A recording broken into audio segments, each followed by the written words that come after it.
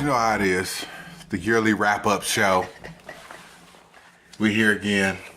94. Eastern/Extreme Championship Wrestling. Official.StreetSmarks@gmail.com is how you want to contact us. Listen to us right here exclusively on YouTube, Street Smart Audio, or fuck with us.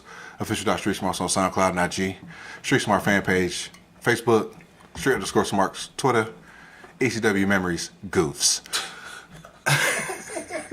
This is the Extreme Retro Review for the Timeline, 1994, hosted by Kayfabe, Commentaries, narrated by Sean Oliver and Shane Douglas. H-Dub, what were your thoughts of this show? Just overall, excuse me, thoughts. It wasn't as well. First, Shane Douglas was fat than a motherfucker. He had some rosy red cheeks. I'm like, damn, why is you so fat like this, my dear? And secondly, it didn't feel or seem as informative as 93 was and stuff. Like 93 just was like, oh man, just hearing all the behind the scenes stuff and just seeing, the 94's one with Shane fell a little flat for me, and I was particularly excited because, as you know, I am a fan of Shane. So, well, in his defense, I'll say that 92, 93 was Ty Gordon, who was the financial guru and backer of Extreme or Eastern. You know what I'm saying? So he would be privy to more inside knowledge as opposed to Shane, who in respects is a top guy and the top guy for 94, but I mean he's still a worker. So how much is he really supposed to know? Yeah, but yeah. Regardless, I still found it informative, but I mean, just, so when you bring that up, I'm like, well, he's a worker as opposed to the financial guy. He didn't own Carver W. Reed like Todd did, Yeah, that's probably not fair. Oh, it was interesting to finally find out why he legit hated Ric Flair and shit. That was cool.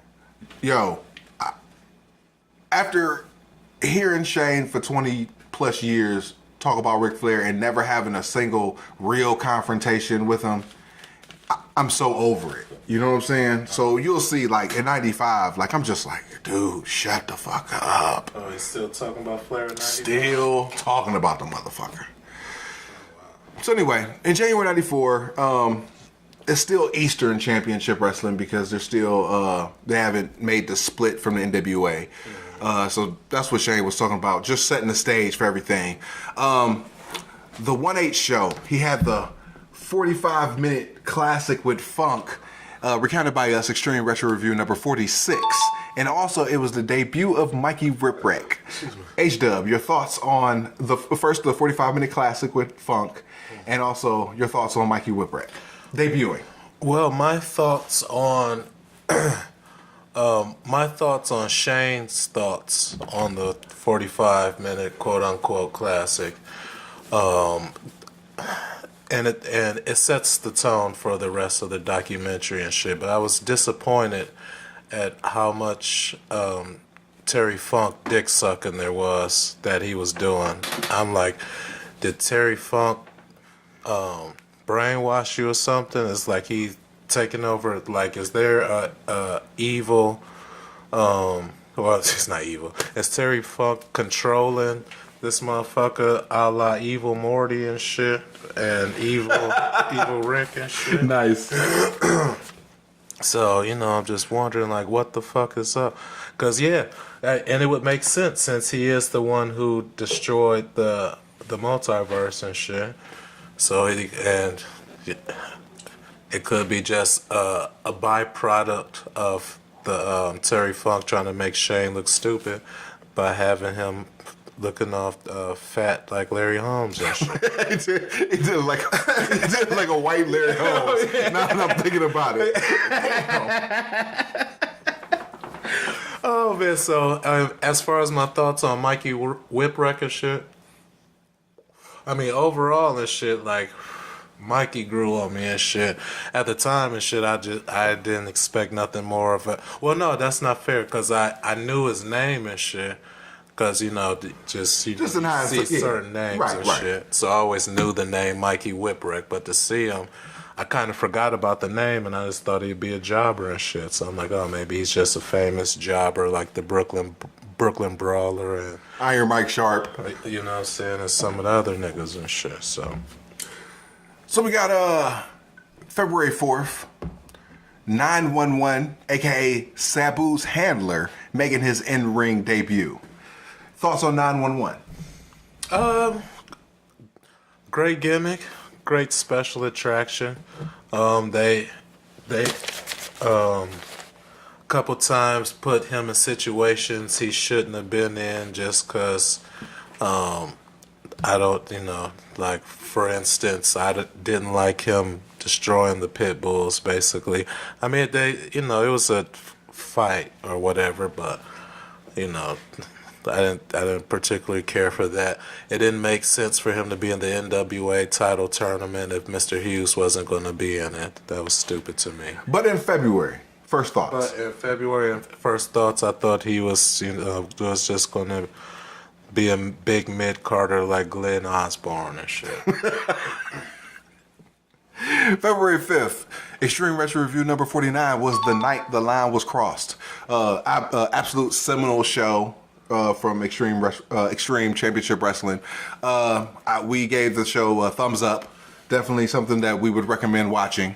Shane talked about the three-way, obviously, and the post-match conference where Shane gives the first promo of a lifetime. Oh man, yeah. Your thoughts? Oh man, I wish when Shane was talking about it, he would have went more into it. More into, in particularly the night the line was crossed, and just I don't know, just something. But it ended up being a lot about Sherry and shit. So I'm like, you know, just he put Sherry over. He put Sherry over a lot on his timeline as far as grooming him. Definitely put Funk over. But Sherry got a lot of shine. As far as somebody who mentored him in the business as a burgeoning solo performer. So, and honestly, I think he just used her as a crutch. Because honestly, she didn't really play too much in the matches. I mean, she was a nice side piece, but it wasn't like, you know, like she was all in the matches or anything to me. Not to me, it didn't seem like. Right. March 5th. Also known as Funk's Revenge. The Sandman turns heel. Ah, yes. That's probably the one bright spot out of that stupidly named special event and shit. Supercard. Extreme Retro Review number 56 saw the TV title land on Jazzy JT Smith. Still eating out here. You know what I'm talking about? So, what was, when is JT Smith's singing to the motherfucker or whatever Shane was talking about that Paul Lee likes so much? Okay, so, JT Smith, when he becomes a member of the FBI, he becomes a black Italian. Oh, okay. You know what I'm saying? That's when all that Frank Sinatra singing gimmick comes on. Shane had a problem with telling future events, you know what I'm saying, during this timeline, not really sticking to 1994. You know what I'm saying? Like he would always like just venture off into what these guys would become as opposed to what they were in 1994, you know, saying chronicling the timeline. That was my only problem with the timeline is it didn't really stick to 94. You know what I'm saying? He would mention shit that was happening in 96, 97 ECW, but I mean, what good is that when we're chronicling 1994? And that's where I feel that the documentary suffered. Yeah, because it had me confused in the motherfucker and shit. I'm like, damn, because I'm like, all the times that we've talked about J.T. Smith, you ain't never mentioned it. So I'm like... because it's more of a stay tuned thing. Like, J.T. Smith has to leave the company, then he comes back, and he comes back with the goof gimmick. And the FBI shit. Still eating out here. Hey, you know what I'm saying? Hey, that's the name of the game. March 26th, also known as Stipomania, Shane wins the title by putting a plastic bag on Terry Funk's head. Oh, I love that part. If you would have just left it on for just a little bit longer. Just a little bit longer. April 16th, Bobby and Arn come from WCW, recounted by us, Extreme Retro Review number 60. Fans going crazy. It was hyping up When Worlds Collide. Your thoughts on the WCW faux invasion? I loved how it turned out when Arn ended up turning on Terry Funk and shit. That was awesome. And then it was cool though, just from a wrestling fan standpoint. And even on a comic book level and on this movie shit, at least on the Marvel tip and shit, I think that's part of the appeal is seeing characters interact and shit from other movies or other comics or other wrestling organizations and shit. So my thing was ECW had a litany of bad shows between the night the line was crossed and this show on April 16th, and we had dubbed it the Trail of Suck. I remember the Trail of Suck. It was just bad show after bad show, and this show right here ended up being viewed on April 19th, and it felt like the promotion, like it like shit started to click when Bobby and Arn came in. They were tagging with Sabu, Paul Lee, Terry Funk. You know what I'm saying? Going into that When Worlds Collide supercard. And, you know, we recounted it at Extreme Retro Review number 64. You know what I'm saying? And we I put in the musical intro and shit. You know what I'm saying? Right. And I just felt like we had introduced the idea of the multiverse. You know what I'm saying? You know, because of Bobby and Arn, you know, cross-pollinating over into ECW. And I just felt like this is something that's like needs to be explained in a like a sci-fi type of tip. You know what I'm saying? Absolutely. You know what I'm saying? Like it's real and it's sci-fi-ish, but like we're gonna come at it with this angle. You know what I'm saying? Because Bobby and Arn are WCW guys. You know what I'm saying? And Paulie, like he has these promos like every fucking week where just money, and he's weaving in this kayfabe into real life, you know what I'm saying, or weaving in real life into kayfabe and bringing these guys over and shit. And I was like, well, how about I look at this shit from an aspect of different universes? You know what I'm saying? We watch Rick and Morty. You know what I'm saying? We like the time travel bit and shit like that. So that's how, that's when I did my little opening spiel for Extreme Retro Review number 64, I was like, this is like Stan Lee and Jack Kirby. And I just see infinite possibilities going on right here. And this is how we gonna take it from now on. Like, this is it. This is the lane. This is the lane that we gonna do. Oh man, it was time to fire up the old motherfucking thingamadoogie. However we get to the other universes and shit. The cross-dimensional positron. Yeah, there it is. The cross-dimensional positron and shit. So on the Go Home show for When Worlds Collide was the final Maddie in the House segment. And I guess we got to talk about it too. But you know what? It was a joyous occasion when I finally did Because when you get sick of somebody, then they're not around. You don't really notice they're not around and shit. They're like, I wonder what happened to so and so and shit. And, I swear, I thought I remember seeing Matty in the house at least until like July or August. At least until the title tournament. But they said he's gone in May. I'm like, the fuck? He annoyed me that fucking much. He was awful. Oh man, Shane did it, the best job he could to talk about him as nicely as he could and shit, as far as why he didn't work out and shit. Basically, he was annoying as fuck and shit. I said Shane diplomatically buries Matt. Yeah. Yep. So Mikey won the TV title the night before When Worlds Collide. He beat the Pitbull. The TV title was hot potato in the first half of the year. It went from Sabu to Taz to the Pitbull to JT Smith.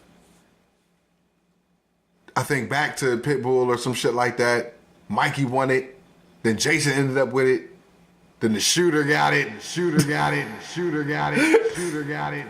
But it ended up on Mikey. So what were your thoughts of Mikey Whipwreck not getting an offensive maneuver, winning the TV title? Oh man. At that point it was hilarious. It was hilarious. And you know what I'm saying? Like the whole little Mikey gimmick works. You know what I'm saying? It's just, Mikey pulls it off, and even though everybody getting disqualified in a TV title match got annoying real fast, though. I was about to say, because you buried that shit every week. That shit, was like nails on a chalkboard, or, you know what I'm saying, like a cock tease bitch, you know what I'm saying? Act like she is gonna give you the pussy, but don't give you the pussy. But it's gonna give you the pussy. Oh, I can't get, nobody likes that. So, that's what whatever ECW related topic is makes me think of, because I forgot what we were talking about. So in May of 1994. Joey Styles takes a sabbatical. Oh, Mikey Whipwreck winning the title. But yeah, when he won, it was cool. I liked it.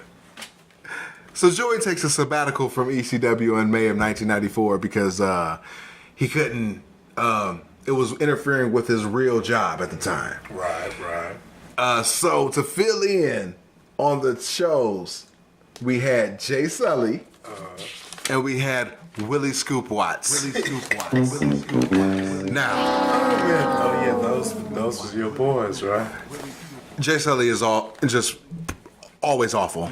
I mean, we know this. But Willie Scoop Watts, I had a love-hate relationship with him.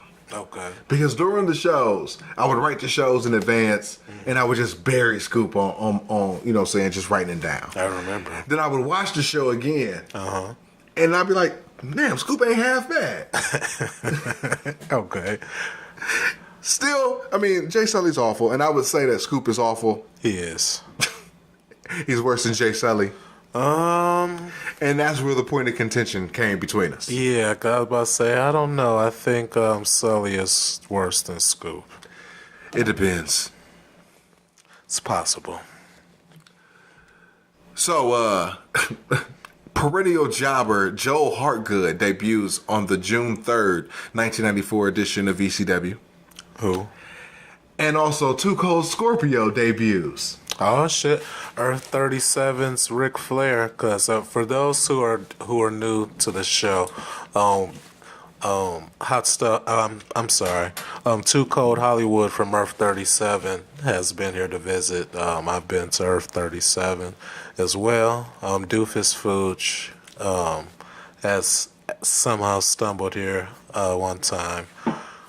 From Earth 37. So anyway, on Earth 37, Too Cold Scorpio is a 16-time world champion.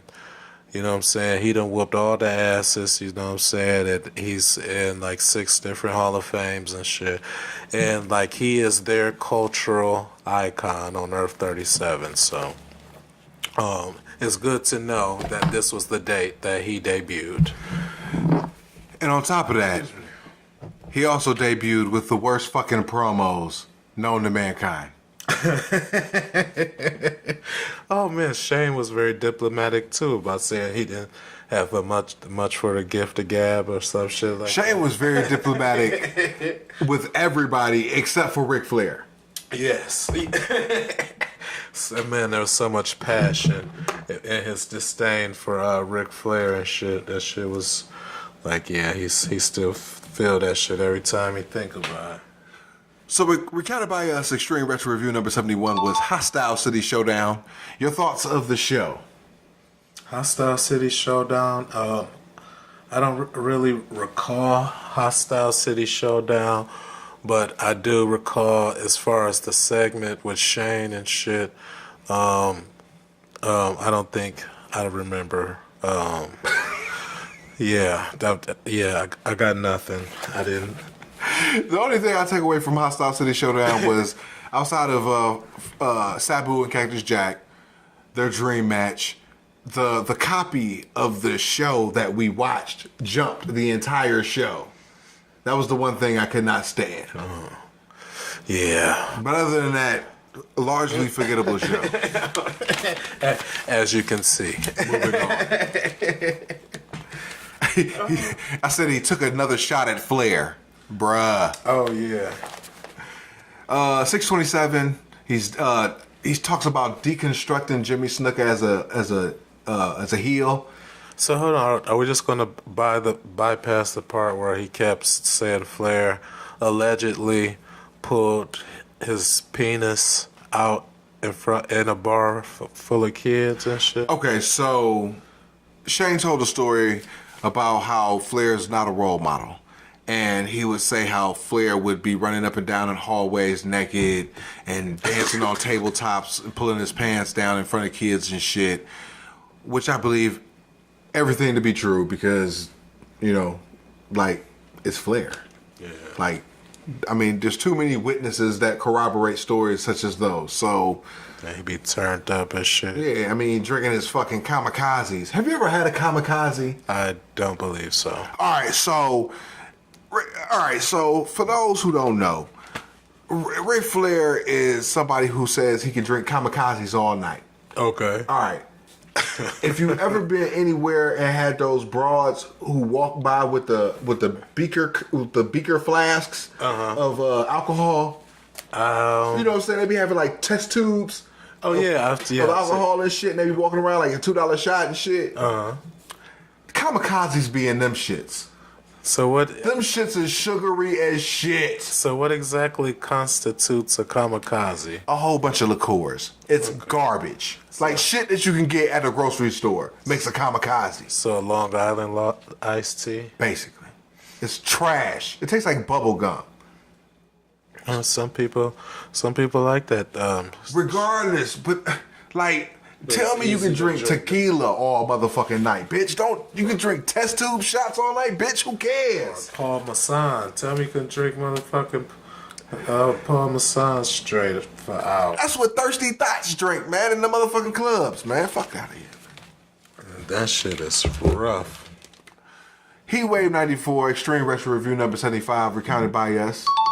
They show a first shot of the table spot. It was like a weak ass version of the table spot coming. You know what I'm saying? Okay. It was shitty. Your thoughts of the show? Hostile Shitty Showdown. No, Heat Wave. Oh, Heat Wave. Oh shit. Oh, Heat Wave. I think I remember liking Heat Wave. Largely forgettable. Moving on. Extreme Retro Review number 80.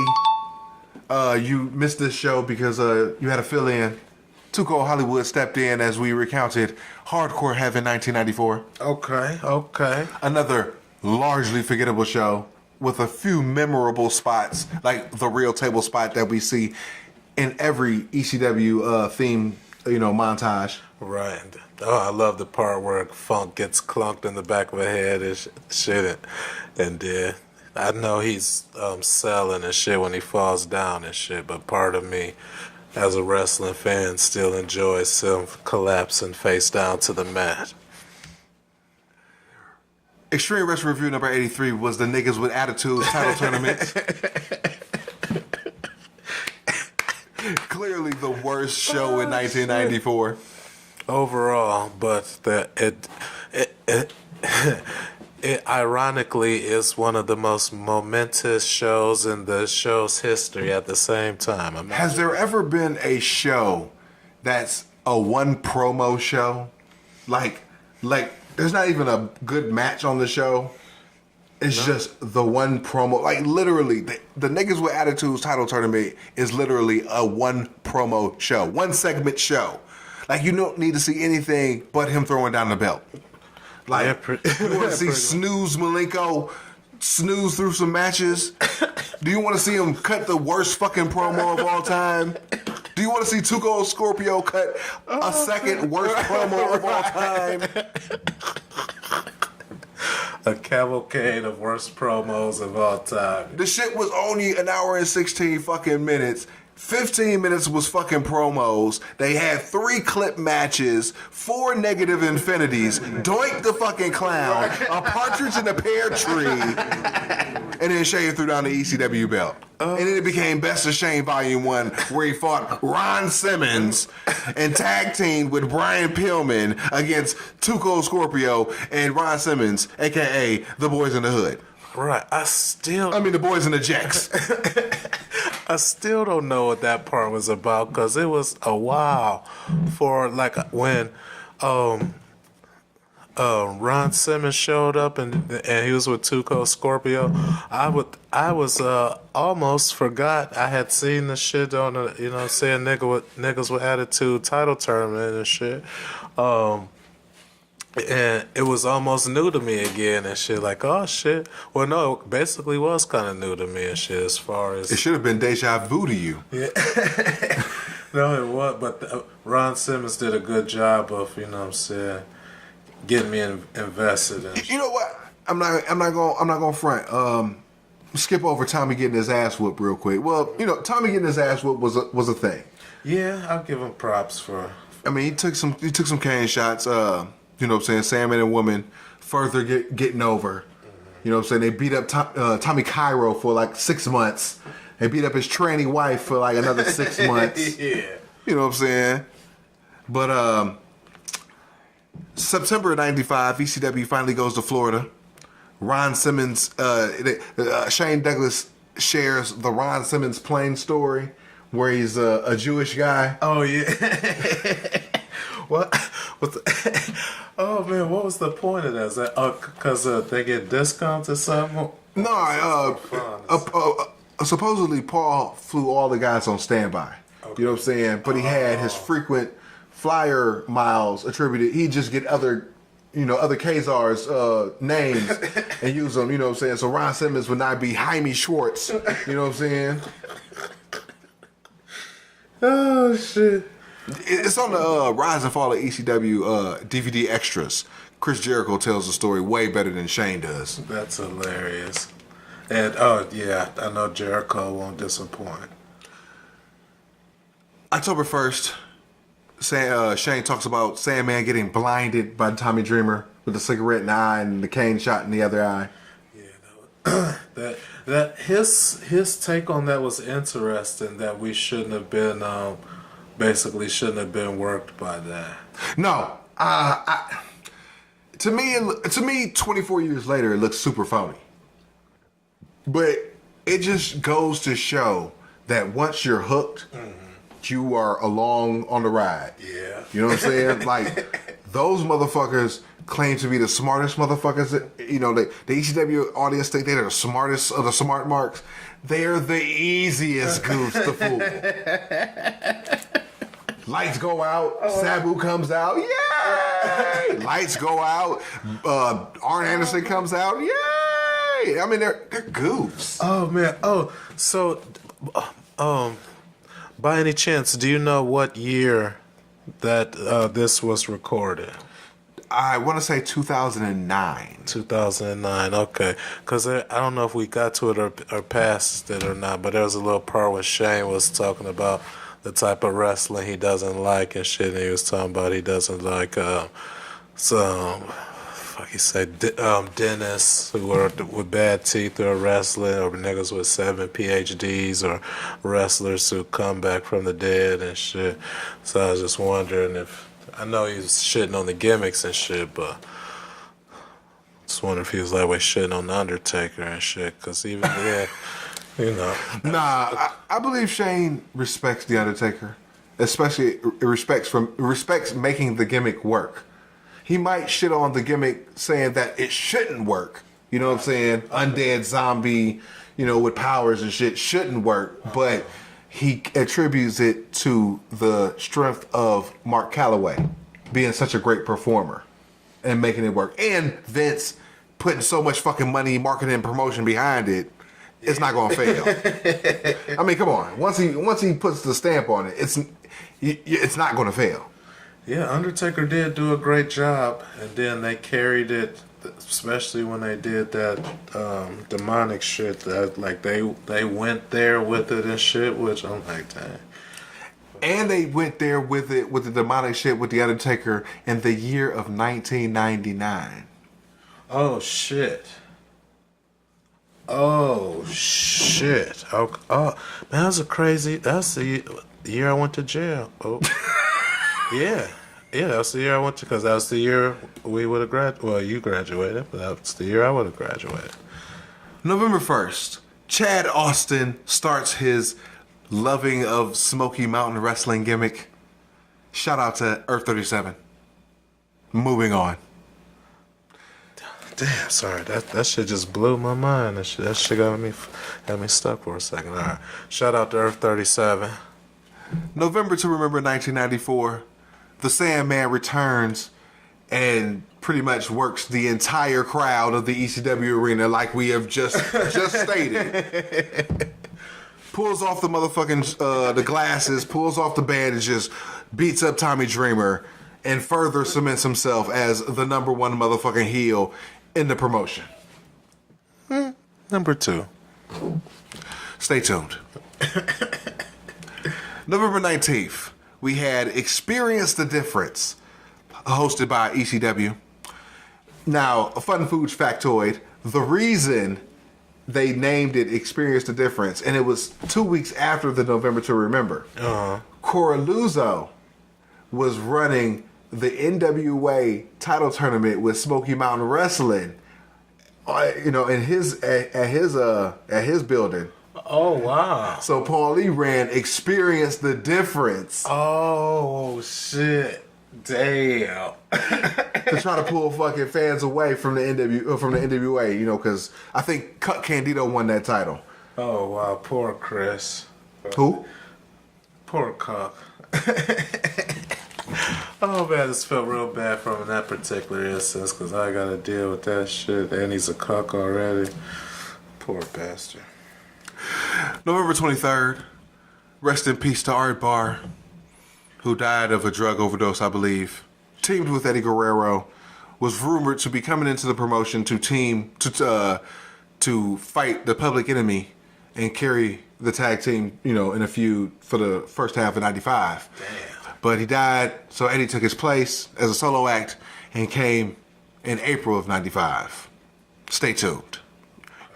Okay. And finishing up, December 16th, Tommy wrestled 6 times in one match. Whoop-de-frickin' do. He did like a battle royal, a handicap match or some shit, and then Shane puts him over, talking about how much, how Willie, how strong he is for wrestling 6 times in one night. He can take an ass whooping, and he wrestles a lot of matches, probably for the same price. And he only made $50. Right, yeah, exactly. What a mark. Overall, this wasn't a good one, like my partner in crime said, as opposed to 1992-93 hosted by Todd Gordon. Sean Oliver is a goof as usual. Well, oh man, why do you say Sean Oliver is a goof? Because Sean Oliver tried to discredit my name, recounted in an earlier Street Smart discussion with a tranny named Sonny. What? So for those who may have missed it, please tell us more. Sonny had his youth shoot. I submitted a question. He tried to make me come off looking like I was a creeper. I'm not a fucking creeper. I get bitches. The motherfucker put my picture on the motherfucking shit and tried to blast me like I was a fucking creeper, and I'm not. Fuck you, Sean Oliver. You a bitch. And then when I tried to email you about the shit, you tried to fucking work me and said, I don't know what the fuck you talking about. And I told you, and I'm like, motherfucker, you're on the motherfucking show with her, with my picture on the motherfucking video screen. So he sees your picture? Yes! How do you not? I don't know what you're talking about. I wish I still had that fucking email exchange. Oh, man. Bitch. So what did the email to Sonny say? You're the most downloaded woman on the internet in 97. I said, was there, are you like, what's the downside to that shit? You know, so the motherfuckers come up and say, like, I pleasured myself to you. You know what I'm saying? And the bitch totally, like, just didn't even answer the question and just went off into some other shit. Sean Oliver put my picture on the motherfucking internet, you know what I'm saying, on the screen of the show. You know what I'm saying? She no-sold that shit. I was like, whatever. But again, this is a bitch who did porn. So, whatever. Yeah, I mean... Like, come on, man. Like, come on. I could see why they wouldn't have wanted to answer the question. But then, 10 years fucking later, you do porn, bitch. How the mighty have even fallen even farther. Come on. Like, I'm trying to... Come on. Gross. Oh, man. Yeah, she waited way too late to do porn. Maybe Shrike in 04. This bitch did that shit in like 13. Yeah. This bitch is like 45. Is you serious? This bitch ain't Lisa Ann. Come on now. For anyone who hasn't seen it yet, it's terrible. I saw a clip of that shit and was like, disgust. Yeah. Fuck out of here. Ain't no creeper in me, man. And on that note, we come back, finish out goddamn 94 with the 94 Sullies. Peace. Peace.